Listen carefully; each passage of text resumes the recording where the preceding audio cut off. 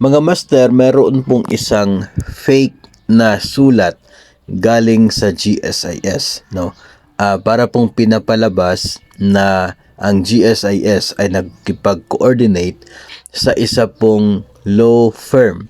No, ito po ay nangyari doon sa Dipolog City dito po sa Mindanao sa Region 9. Ang nangyari po ay merong isang miyembro ng GSIS. Hindi ko na po pinakita yung pangalan ng member ng GSIS na siya pong pinadalhan ng sulat na ito na galing daw sa isang legal officer ng GSIS Dipolog. Pero yung pangalan ng abogado na nandoon ay hindi naman siyang totoo na legal officer ng GSIS Dipolog. So parang ginamit po yung pangalan ng isa pong abogado o kaya ay baka gawa-gawa lamang yung pangalan na yon para magpadala ng sulat doon sa isa pong miyembro ng GSIS. Ayon po sa source natin mga master, ay legit naman yung pangalan ng isa pong miyembro na pinadalhan.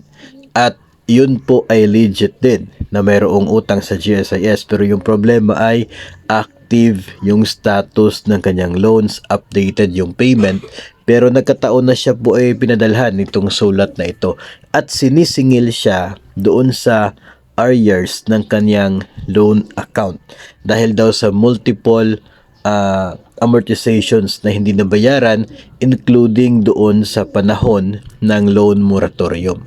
So ang gusto po lamang na ipaabot dito natin sa inyo, dahil baka po ay hindi lamang itong iisang borrower yung nakatanggap ng sulat, baka nangyayari din ito sa iba pong mga bahagi ng bansa, na may mga natatanggap kayong sulat na supposedly galing daw umano sa GSIS at kayo ay sinisingil.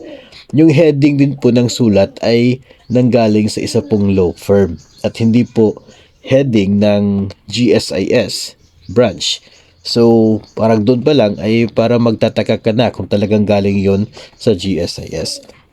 So, ang nangyari nga ay sinisingil itong member na ito at tapos ay sinasabihan na makipag-coordinate o sumagot doon sa mga email ng GSIS, So yung nakikita po na intention dito ni GSIS ay baka pwede po itong maging sanhi ng isa pong scam na baka po kung kayo ay nais na magbayad ay pwedeng makipag-coordinate kayo doon sa kanila na siya pong nagpapadala ng sulat, and without na makakarating sa GSIS yung binigay po ninyo. Ayon sa GSIS, yung paraan lamang ng pagbayad ng utang sa GSIS ay pwedeng gawin gamit ang kanila pong mga bayad centers ng GSIS o kaya ay sa opisina ng GSIS, or in the case na doon po sa atin pong personal ko po na sinubukan, gagamit po tayo ng GSIS Touch, magbabayad ng ating utang sa kanila at hindi po sa pamamagitan ng mga representatives na pwedeng lalapit sa inyo at kukolekta sa inyo. Wala pong ganun sa GSIS.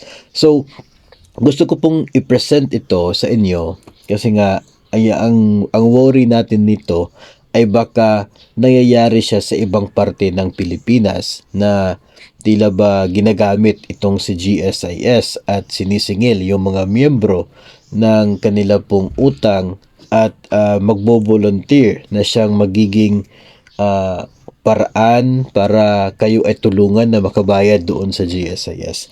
Ito pong sulat na ito kapag pinapadala sa inyo at hindi po dumaan sa GSIS mismo o kaya ay sa inyo pong agency, yun po ay hindi totoong galing sa GSIS. And baka po nagamit lamang yung pangalan ng abogado dyan, na nakasulat. Kasi ako personally, may mga natanggap din po akong sulat for some teachers galing from our division office at yun ay galing from GSIS. So from GSIS, yung sobre mismo, mayroon niyang nakasulat na from GSIS talaga o kaya ay kapag email, galing talaga yan sa email ng GSIS. Tapos yun ay dinadaan sa agency, papunta po sa inyo. Wala pong So o kaya ay law firm na ginagamit para magpadala ng letter para po sa mga miyembro o borrowers nito pong GSIS. So tandaan po ninyo, baka may similar kayong sulat na kagaya nito na nakikita o kaya ay naipadala po sa inyo o kaya sa kasamahan po ninyo sa trabaho.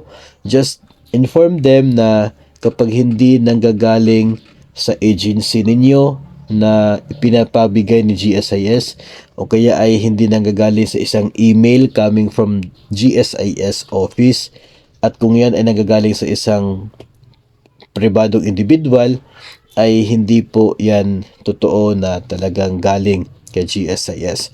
Pwede rin po kayo makipag-ugnayan sa inyo pong AAO kung mayroon po kayo natanggap na sulat para sila po yung mag-verify doon sa GSIS office kung sila ba ay nagpadala ng sulat para po sa inyo.